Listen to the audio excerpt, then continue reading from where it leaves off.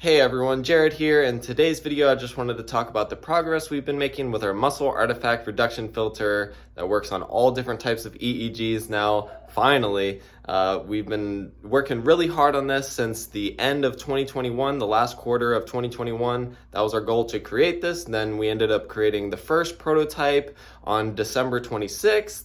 And now from there, now it is March of 2022 and we've made a lot of progress since then. And I just wanted to document it and show what progress we've made now. So on March 6th, I gave my dad a note card of things that we should add to our muscle artifact reduction filter to make it look more like a regular EEG, because if we look back at how it was looking before, all it was is I would run the code, it would show a plot of the EEG, and then you'd press the X, and then it would show the muscle artifact removed EEG. Now, that's cool, it shows that the muscle artifact reduction works, but it's not really a real product, it's just like a proof of concept. So we had to start to slowly turn it into like a real product, like a real EEG viewing system. So we added a couple things. We were able to plot the muscle artifact reduced EEG right on top of the original EEG. Now when you turn the muscle artifact reduction on, it makes the muscle artifact kind of a gray color and the EEG is still black. The muscle artifact removed EEG is still black. So that's one thing that we've changed and added on. Another thing that we've added on is a button to turn it on and off. Things just as simple as a button.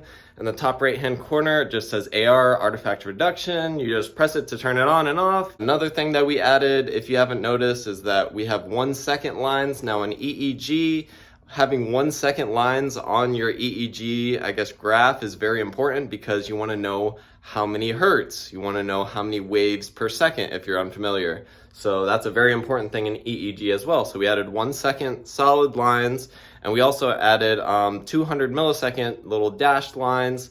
And those can be helpful if you're wondering if something is a sharp or a spike wave. You can that way you'll be able to see how much time 200 milliseconds is with a little dashed dotted line. So I like that feature as well. It's starting to actually look like a real EEG, guys. And another thing that we added was a sensitivity changer. We have the ability to change sensitivities. When we were trying to figure this out, we were like, wow, so this must have to go way back since the days it was written with ink pens and papers on EEG, like back to the paper days, because sensitivity is measured in microvolts per millimeter, and we were thinking like there's different size computer screens, blah, blah, blah. But my dad was able to find it out, so we were looking up like the ACNS guidelines, all this stuff about EEG sensitivity, and we were able to put it in. So yeah, you can have 7 microvolts per millimeter sensitivity, and you can change it up and down to your heart's desire, guys, now that we have added that on. What we do at our company here, Ion, we make artifact reduction filters. We're making some artificial intelligence that can detect seizures. We're working on that. And we're gonna be looking at brain trends as well. So what we do is every week on Sunday, we have one little meeting and we go over different features, bugs, and tests we want to run on our software. And we all brainstorm them together, and then I come up with the list of the different features that we are working on pursuing, and then I ended up just writing them out on a note card in order of priority, and then gave it to my dad. He was able to program it in 1 day. Now I think just the speed of execution, wonderful. But you know, you don't want to sound too good because there's times where I guess things aren't getting done. It's not as efficient as it could be. Let's be honest, right? I'm still learning on the job here.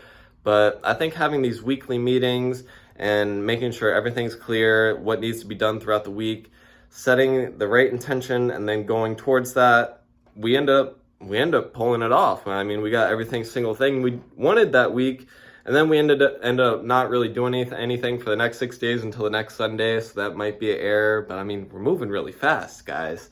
But the next Sunday, I wrote a whole another note card of different things I wanted to add, like high frequency filter, low frequency filter, a notch filter, a way to change different montages, and a way to make the artifacts reduction algorithm work faster. Because when you would press the button originally, it would take like almost like 2 or 3 seconds to load and filter the data.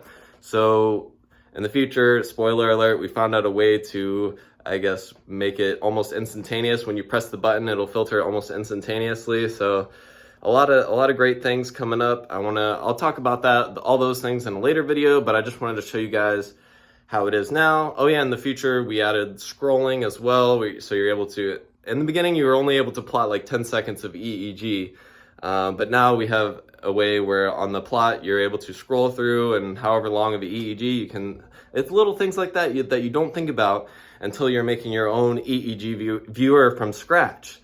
So this was just my little update on our EEG software on the day of March 6th. This is when we got it all done, speed of execution. We're keeping it as quick as possible, and we're constantly changing and developing and improving our software every week. Now, I learned that from the people who made Twitch. Michael Seibel, he taught me that. Just have a weekly product development cycle every week.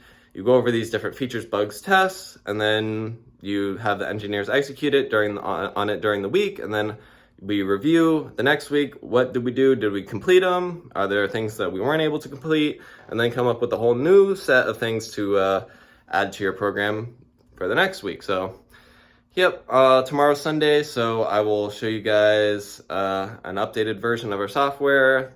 I guess like the current version. This is from March 6th, just doing it for my documentary. I hope you guys are liking this story, because some people wouldn't want to show out things that are just still in a development phase, because be like, oh, it's not finished yet. It's not finished yet. I can't have them seeing this. But I think it's actually cool seeing it from actually nothing to slowly progressing into a real product, because, you know, it's all about the journey, guys. It's all about the journey. So make sure you hit the like button if you like this video. I'll keep you guys updated on my progress. I love you all. Reach out in the comments. What do you guys want to see next? If you have any comments or questions, I know some of you have made some comments. I'm going to address them, make a video on them. They give me good video ideas, so I appreciate that as well. Thank you all for watching. I will see you guys on the next video.